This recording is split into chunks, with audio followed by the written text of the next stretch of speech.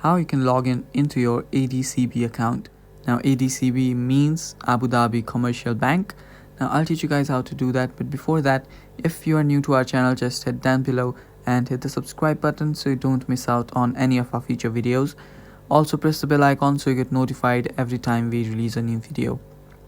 Now let us start.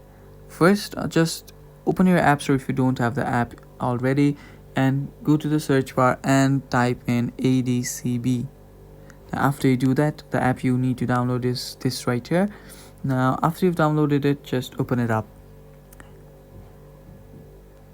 Now it's loading up right here. Now just choose your preferred language. I'm gonna do English.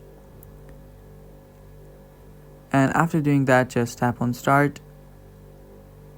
And right here you will need to type in your credit card or your debit card number.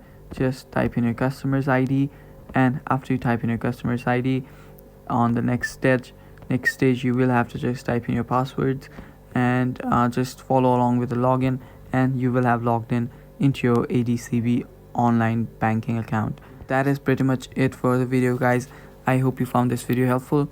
Don't forget to leave a like down below, and thank you for watching.